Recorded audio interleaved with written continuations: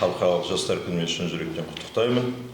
Аталған мерекені атап өтуге байланысты облыс әкімінің орынбасары Мейрамбек Зинабдинұлы Шермағанбетовпен жастар күніне арналған облыстық іс-шаралар жоспары қазір бекітілді. Жоспарға сәйкес 2-12 тамыз аралығында әркімге арнайы тақырыптық атау беріліп, түрлі бағыттағы іс-шаралар өткізіледі.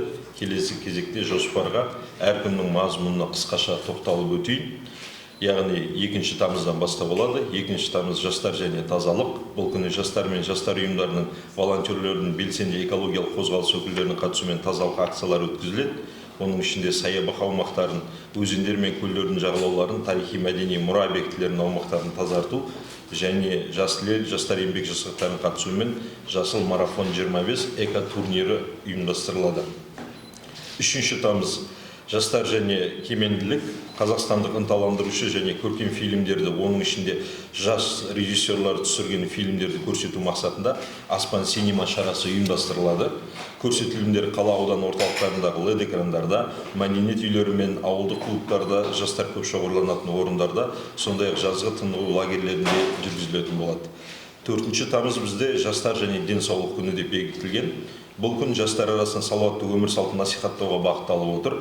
Атап айтқанда жастар денсаулық орталығының көшпелі форматтағы ашық есік күні, барлық деңгейдегі емханаларда скринингтер, мамандардың консультациялары, донор бол, ерікті түрде қан тапсыру акциясы ұйымдастырылады. 5 тамыз жастар және білім. Өздеріңіз байқағандай, атаулы күні білім құндылықтарын, зияткерлік қабілетті дамытуға басымдық беріледі. Кітап сыйла, түнгі кітапхана акциялары, квиз және интеллектуалды сайыс форматында заманауи интеллектуалды ойындар сериясы ұйымдастырылады. 6 тамыз жастар және еріктілік. Бұл күн қайырымдылық бағытында атап өтіледі. Игі істер марафоны, әлеуметтік дүкен қызметін ұйымдастыру, қала аудан орталықтарындағы жастардың бос уақытын ұйымдастыруға арналған нысандарға жеңілдіктер қарастыру жоспарланған. 7 тамыз жастар және заң мен тәртіп. Бұл күннің ерекшелігі жастар арасында зиянды әрекеттердің алдын алу бағытталып отыр. Яғни тиым салынған заттарды заңсыз жарнамалау мен граффитиді бояу, вандализмнің, лудоманияның, уытқұмарлық пен нашақорлықтың алдын алуға байланысты бейне үндеулер жариялау, рейдтік шаралар ұйымдастыру жоспарланған. 8 тамыз жастар және адал еңбек. Орталықтың бастамасымен және жастардың сұранысы бойынша қолға алынған мүмкіндіктер алаңы шарасы өткізіледі. Бұл шара аясында өңірде кәсіпорындарды шақыра отырып, бос жұмыс орындарының жәрмеңкесі, мемлекеттік бағдарламалар мен жобалары бойынша кеңес беру, жас кәсіпкерлердің өнімдерінің көрмелер, интерактивті және спорттық ойындар өткізілетін болады. 9 тамыз жастар және достық. Қазақстан Халқы Ассамблеясының 30 жылдығына байланысты елімізде этнос өкілдерінің бірлігі мен ынтымағын нығайтуға бағытталған түрлі форматта іс-шаралар ұйымдастыру көзделуде. Бұл іс-шаралар қоғамдағы татулық пен тұрақтылықты дәріптеп, түрлі мәдениеттерді құрметтеуге ықпал етеді. 10 тамыз жастар және абай. Өздеріңізге белгілі 10 тамыз Қазақстан Республикасының мерекелік күнтізбесіне абай күні болып енгізілген. Биыл ұлы ақынның 180 жылдығына республика көлемінде кеңінен атап өтілуде. Осыған сәйкес абай атамыздың шығармашылығын насихаттауға бағытталған түрлі байқаулар, челлендждер, бейне құттықтаулар сериясы ұйымдастырылады. 11 тамыз жастар және дәстүр. Отбасы тәрбиесіндегі ұлттық құндылықтарды дәріптеу мақсатында түрлі форматтағы шаралар ұйымдастыру жоспарлап отырмыз. Бұл шаралар жас ұрпақтың бойында отансүйгіштік, үлкенге құрмет, кішіге ізет сынды қасиеттерді сіңіруге және ұлттық тәрбиенің маңызын арттыруға бағытталған. 12 тамыз жастармен бірге. Бұл күні барлық қала аудан орталықтарында жастармен бірге Open Air форматында қорытынды кеш өткізіледі. Облыс орталығында өтетін шараға жастар арасында танымал жас өнерпаздар, жайдарман ойындарының үздіктері, кештің басты қонағы Белучи тобы өнер көрсетеді. Шараның соңында арнайы жастарға арналған дискотека, яғни көңілді кештер ұйымдастырылатын болады. Құрметті брифингке қатысушылар, құрметті бақ өкілдері, облысымызда аймақ басшысы Нұрбек Машбекұлының тікелей қолдауымен жастарға бағытталған жаңа жобалар мен игі бастамалар тұрақты түрде жүзеге асып келе жатқанынан барлықтарыңыз жақсы хабардарсыздар. Сондай-ақ атап өтуіміз қажет, сыр жастары өңірлік тұрғын үй бағдарламасы бойынша 100 отбасыға пәтер кілті былтыр берілген болса, бағдарлама осы жылда жалғасын табатын болады. Ол үшін қажетті қаржы облыстық бюджеттен қаралып, бірнеше күннен кейін арнайы хабарлама жарияланады. жастарға арналған әлеуметтік нысандарда жыл сайын бой көтеріп келеді. Оны атап өтуіміз керек. Отбасы орталығы, анаға тағзым, теннис орталықтары, сыр жұлдыздары шығармашылық инновациялық академиясы, заманауи үлгідегі оқушылар сарайы мен облыстық музей, музыкалық колледж, физика, математика бағытындағы мектеп-интернат өз қызметін бастаса, биыл орталық стадион, Қызылорда арена спорт кешені иелігіне беріледі деп күтілуде. Құрметті әріптестер, жастар күніне арналған шаралар бір ғана жастар орталықтан айналасында ғана атап өтілмейтіні анық. Яғни өңірімізде барлық құрылымдар, басқармалар мен қала аудан әкімдіктері өз деңгейінде атсалысады. Жалпы алғанда 10 күндік аясында 200-ге жуық шара ұйымдастырылып, тікелей және жанама түрде 50 мыңға жуық жастар қамтылады деп жоспарланған. Сіздерден аталмыш шараларды жан-жақты ақпараттандыруға қолдау білдірулеріңізді сұраймыз. Келе жатқан мереке тағы да құтты болсын. Назарларыңызға рахмет. Баяндамаңызға рахмет. Келесі сөз Әлімбек Бекбергенұлы, өзіңізге беріледі. Құрметті бүгінгі брифингке қатысушылар, құрметті бақ өкілдері, құрметті Руслан Мұхамедәлі, өзіңіздің осы жастар 12 тамыз халықаралық жастар күніне байланысты бағытталған 10 күндік жоспарды атап өттік. Енді сол жоспарға сәйкес мен бір қатар тағы да қоса алғым келіп отыр. Өйткені біз жастар орталығы, өздеріңіз білесіздер, облыс көлемінде 7 ауданда, 2 қалада дейміз. Бізде арнайы 10 жастар орталығы және де біздің облыс жастар орталығының жанында Байқоңыр қалалық бөлімі тікелей жұмыс жасап жатыр. Тікелей осы мына жоспар бекітіліп, арнайы осы әкімдіктер арқылы біздің жастар орталықтары әр өңірлерде, әр аудандарда дәл осындай шараларды өз деңгейінде ұйымдастырады деген жоспар күтіп отырмыз. Алдағы уақытта енді ол бір қаланың орталығында немесе бір үлкен аумақта ғана өтпейді. Бұндай іс-шаралар осы әр күнтізбеге сәйкес сол аудан орталықтарында, ауылдарда, оның ішінде осы жаңа айтып кетті ғой, түрлі біздің әкімдіктер бар, түрлі құрылымдар бар, мекемелер бар, барлығы тікелей осы жастар күніне қарай атсалысатын болады. Содан бөлек қосымша айта кетейік, әр күнге берілген, енді мына 2 тамыз жастар және тазалық деп атап кетті ғой. Енді ол тазалық күнінде біз арнайы осы тазалық мекемелерінде жұмыс жасап отырған жастар бар.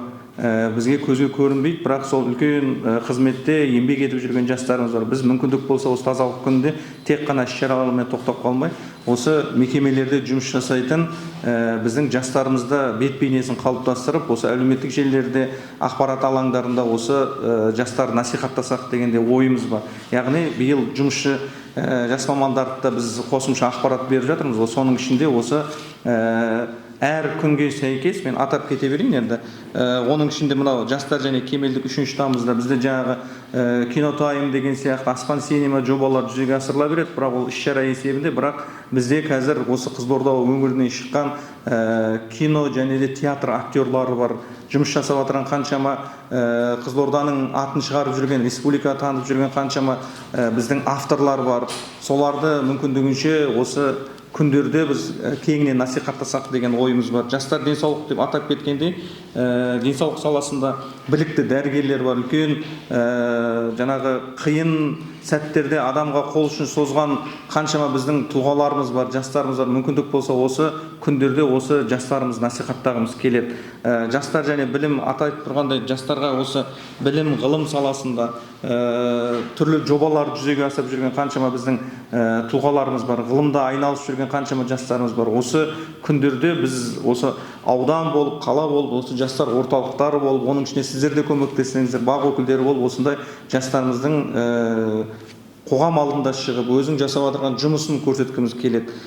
Заң мен тәртіп айтып тұрғандай, ол күндер осы құқық саласында қызмет жасап жатқан, прокуратура болсын, заң саласында, күні-түні біздің күзет қамтамасыз етілген, қаланың тыныштығын қамтамасыз етіп жүрген қаншама жастарымыз бар, біздің замандастарымыз бар. Ол кісілердің де бір күндік жұмысын көрсеткіміз келеді.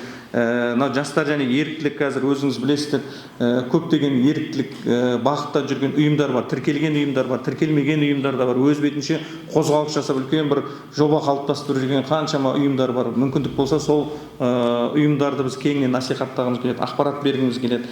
Одан кейін мынау жұмысшы жас мамандар бойынша бізде үлкен жоба бар. Жыл басынан бастап осы жастар орталығында, оның ішінде облыстықта барлық аудандағы жастар орталықтарына бергенбіз. Біз жұмысшы жас мамандарды мүмкіндігінше осы өздеріңіздің ауылдарыңызда, аудандарыңызда еңбек етіп жүрген қара термен кәдімгі қызмет жасап жүрген біздің жастарымызды онсыз да еңбек адамы деген айдарды жасап, ақпарат жасап жүрді. Соның одан да әрі жақсы өтуіне осы күндерде біз басымдық береміз.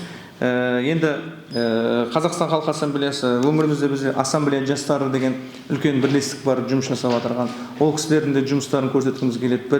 Бірлік пен татулықты насихаттап деген секілді. Абай атамыздың күнінде мен қосымша бір айта кетейік. Қазір Абай атамыздың қара сөздерін жатқа білетін және де өлең жолдарын жатқа білетін қаншама біздің жастарымыз бар, өсіп келе жатырған. Одан бөлек абай танушы үлкен тұлғаларымыз бар. Сол кісілермен де сұхбаттар жасағымыз келеді. Сол кісілермен бір сол күнді абай күнін бір жақсы бір насихаттағымыз келеді. Туындыларын, шығармашылығын кеңінен насихаттағымыз келеді. Енді Open Air форматы енді жастармен бірге, бұл енді бір ғана облыс орталығында өтетін үлкен шара емес. Аудан орталықтарында дәл осындай өнерпаздармен енді әр ауданның өз әлеуетіне сәйкес үлкен танымал, сыр еліне танымал, республикаға танымал өнерпаздарды шақырып, осындай үлкен жастардың кешін ұйымдастырылады. Енді бұл шарада бір ғана жастар орталықтары емес жүретін. Бұл жерде осы жерде әріптестеріміз де келіп отыр. Аманат партиясы жанындағы жастар рухы, жастар қанаты бар. Тікелей осы жастар ұйымдары, осы республикадағы белді жастар ұйымдары. Оның ішінде студенттер альянсы бар. Облыстық филиалы тікелей осы облыстық жастар орталығы әр аудандардағы студенттермен тікелей жұмыс жасап отырған.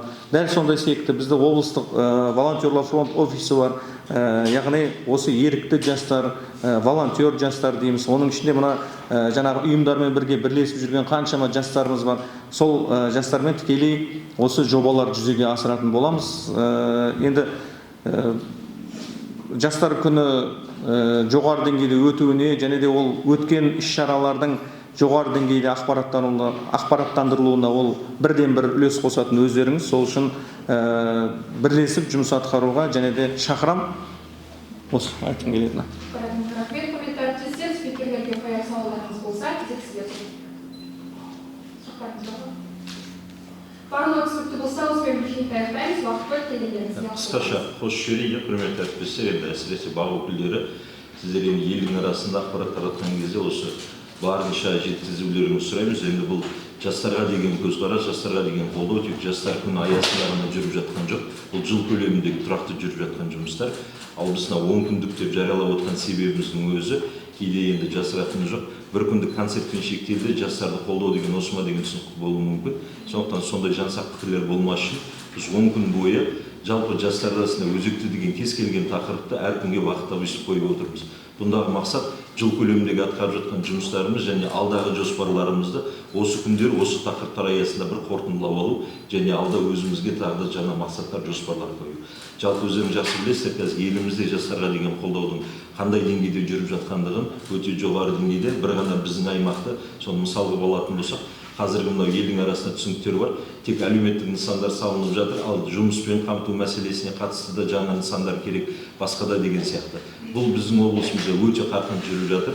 Өздеріңіз жақсы білесіздер, кешегі өткен айдың қорытындысын өзін көрсеткенде, облысымыз республика бойынша макроэкономикалық көрсеткіштер, басқа да көрсеткіштер бойынша республикада 3-ші орынға тұрақтады. Бұның барлығы елдегі жасалып жатқан әлеуметтік қолдаулар, бұның барлығы жастарға бағытталған. Өйткені елдің болашағы жастар, жас мамандар. Қазір ғана біз комиссиядан шығып отырмыз. Жыл сайын облыс әкімінің арнайы осы жастарға бөлінетін гранты да бар. Сол осы гранттың комиссиясынан шығып отырмыз. Сондықтан жастарға қолдау жан-жақты, бірақ оны шындап келген кезде елдің арасында былай келген кезде өз шекпенімізде қалып қоймау керек, осыны барынша жеткізу керек. Елге жастарға жасалып жатқан қолдауларды осыны ақпараттап насихаттауға бүгінгі ұйымдастырылған брифинг арнайы сол үшін. Сондықтан өңірлік коммуникациялар қызметіне, жастар орталығына үлкен рахмет айтамыз. Алдағы уақытта да бірлесіп өстіп жұмысымыз жанданып, сәтті жүзеге аса берсін. Жастар күні тағы да құтты болсын. Бәрі сәтімен болсын. Рахмет үлкен.